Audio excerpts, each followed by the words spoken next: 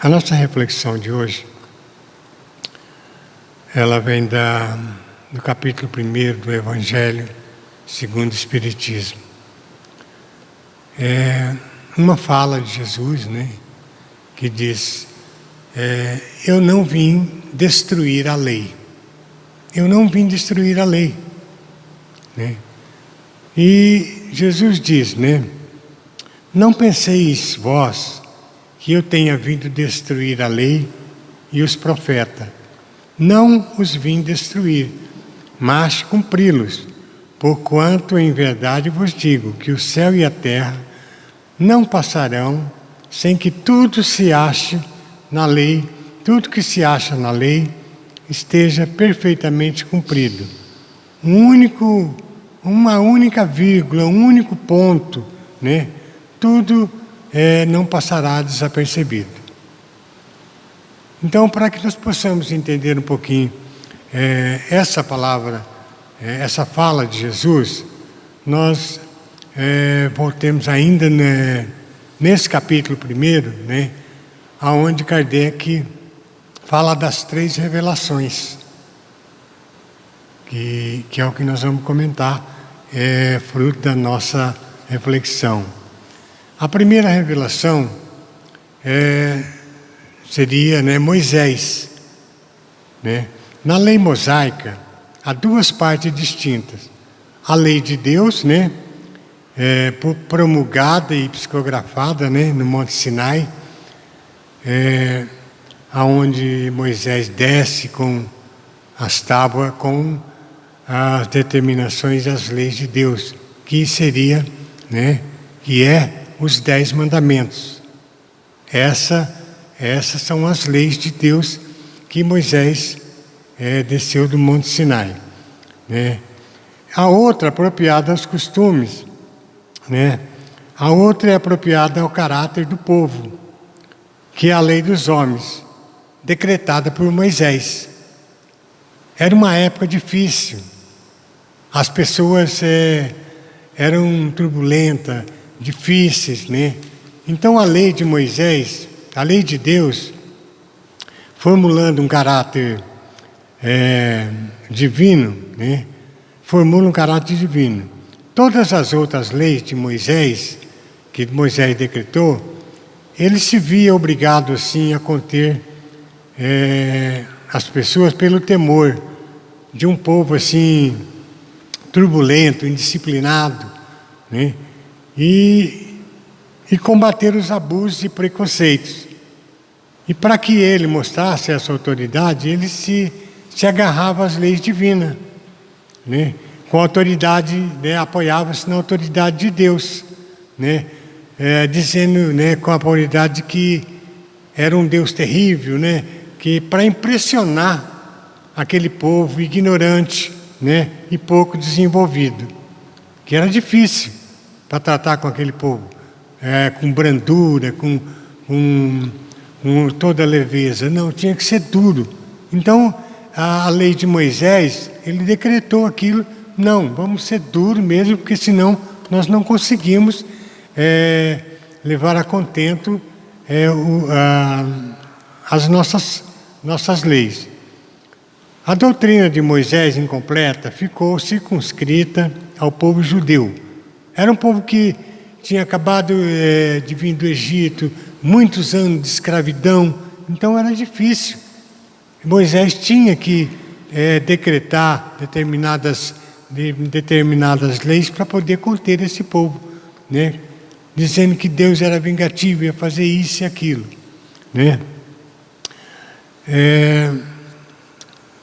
A de Jesus foi mais completa. Ela se espalhou pela terra por meio do cristianismo, mas não converteu todo mundo.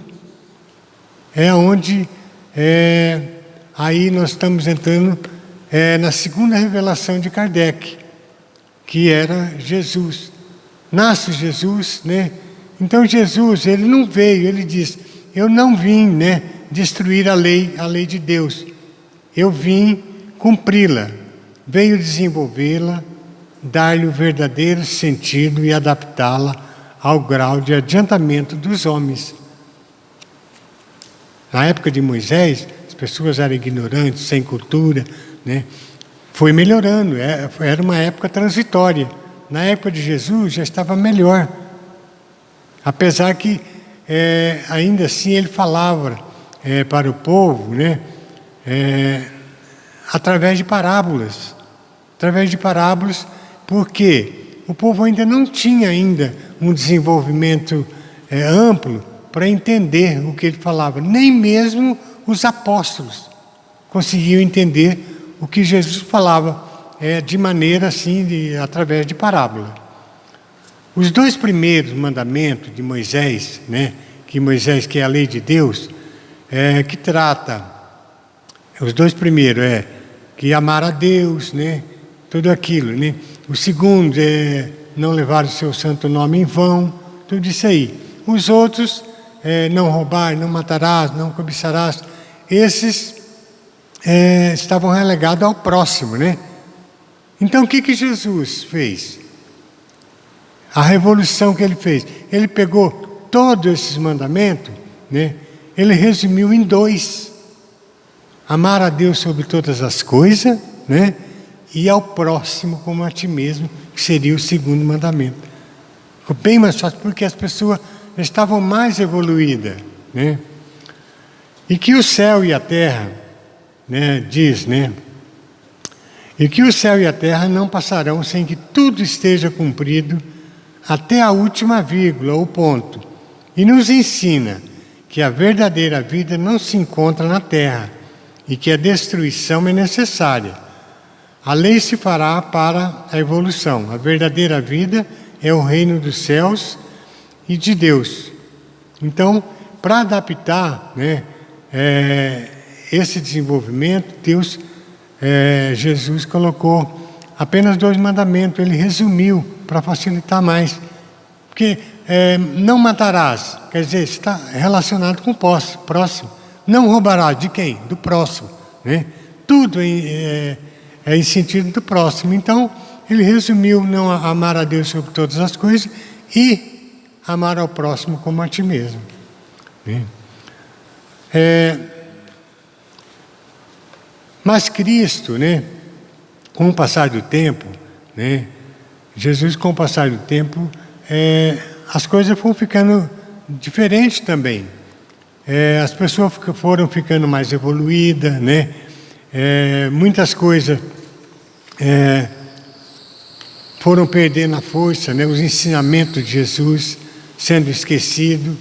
Então Deus viu a necessidade de enviar mais um auxílio ao povo, sem que haver a necessidade de vir um espírito, né, de luz, reencarnar na Terra, né, para trazer esse benefício, como aconteceu no caso de Jesus, um espírito de luz que veio, reencarnou, né, para fazer a segunda revelação do planeta. Mas então Jesus fala, né? Anuncia o Consolador. Assim ele diz: se me amais, guardais meus mandamentos, e eu rogarei a meu Pai, e ele vos enviará outro Consolador, a fim de que fique eternamente convosco, o Espírito da verdade, que o mundo não pôde receber, porque não o vê e não o concebe, não o conhece. Porém vós conhecereis, porque permanecerá convosco e estará em vós. Mas o Consolador, que é o Espírito Santo, que meu Pai vos enviará em meu nome, vos ensinará todas as coisas e vos fará lembrar de tudo que eu vos tenha dito. Jesus não disse tudo. Quando Jesus veio, ele não disse tudo, justamente porque as pessoas não conseguiriam entender, como nem os apóstolos conseguiriam entender Jesus na época, né, nas bem-aventuranças, né? Nem os apóstolos conseguiam. Então, Deus resolveu então mandar um Consolador, que nós chamamos de Consolador prometido, Quem é esse Consolador prometido? Esse Consolador prometido é a terceira revelação que Kardec coloca nos seus ensinamentos, né? Como, né? Quando Deus, né, então viu a necessidade de enviar mais um auxílio, então, como então já tínhamos maior compreensão, dessa vez não foi necessário então enviar um espírito de luz reencarnar-se para nos auxiliar. As orientações, né, foram enviadas através de espíritos desencarnados, como tendo sim como líder o Espírito da Verdade, e que não podemos ver com nossos olhos físicos, pois eles moram no plano espiritual. A terceira revelação, que a gente chama também de Kardec, né, nos deu o conhecimento do mundo invisível, surgindo após Kardec reunir todas as comunicações dos espíritos e colocando todos os ensinamentos em livros, que nós chamamos de codificação espírita. Então, essa terceira revelação, né, é a codificação espírita, que Kardec colocou nos livros, né? Primeiro o livro dos espíritos, né, através de perguntas, né, e respostas, né, perguntava para os espíritos, né, o livro dos médiuns, né, para aprimoramento dos médiuns, né, o Evangelho, né, que dá uma noção de tudo, né, que nós temos que fazer dentro das leis de Deus, a Gênese, né, que dá a noção de como foi criado o mundo, né, e o Céu e o Inferno, né, que coloca as situações dos espíritos, né, do que eles viveram aqui na Terra, e normalmente eles contam essas passagens. Então o Espiritismo, ou doutrina espírita, é uma doutrina cristã, que tem Jesus como modelo e perfeição moral. Então foi baseado como modelo Jesus. O Espiritismo, ele tem assim certos princípios básicos, né? A existência de Deus, que ninguém pode negar, porque se qualquer lugar, qualquer ponto do universo que você olhar, você vê a mão de Deus ali, não tem como negar. Então a existência de Deus é uma dos princípios básicos. A imortalidade da alma, né? Quando se fala que nós somos eternos, nós somos espíritos eternos. Nós estamos aqui nesse mundo num período transitório. Parece que 80 anos, 100 anos é uma eternidade, mas não é nada, é um pedacinho do tempo. Porque diante da eternidade é um piscar de olhos, né? A comunicação com os espíritos, né, que há tempos atrás era um tabu, né? Agora não, agora as pessoas compreendem mais que há uma comunicação, tá? A reencarnação, que é um dos pontos principais, né? Quando se fala em reencarnação, se fala, puxa vida, uma vida só é pouco. Então, puxa vida, dá para você entender determinadas coisas, que você vem aqui, passou um certo tempo, quer dizer, você fez tanta coisa errada aqui, acabou a vida, acabou. Não, você tem que retornar quantas vezes for necessário para quitar os seus débitos, né, e tentar fazer a sua reforma íntima. E a pluralidade dos mundos habitados. Seria muita pretensão nossa imaginar que somente aqui na Terra, né, é que foi escolhido para a raça humana estar. Então, Deus fez esse mundo de planeta alinhados, tudo certinho, tudo perfeito. A troco de quê? A troco de nada? Não. O mar, com tanta vida dentro do mar, é outro mundo. Então, tudo isso a gente vê nessa diversidade de mundos que existe. No Livro dos Espíritos,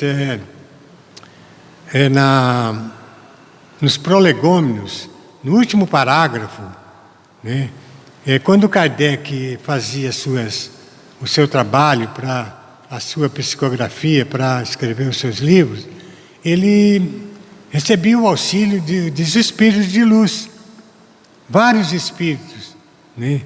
Então, às vezes, ele não perguntava para um espírito, ele não se contentava só com aquela resposta. Às vezes ele perguntava para outro, para ver se realmente batia. Então era semelhante, todas essas questões. E esses espíritos, né, que nós chamamos, que seria a Pleiade, né, o conjunto de espíritos que auxiliavam, né, aí está incluído Santo Agostinho, né, São Luís, né, Sócrates, Platão, Franklin, e o Espírito da Verdade, que normalmente eram chefiados pelo Espírito da Verdade, que Haroldo Dutra ainda fala, numa palestra dele, né, ele diz que o Espírito da Verdade era Jesus, que comandava aquela turma de espírito para que pudesse desenvolver o trabalho de Kardec.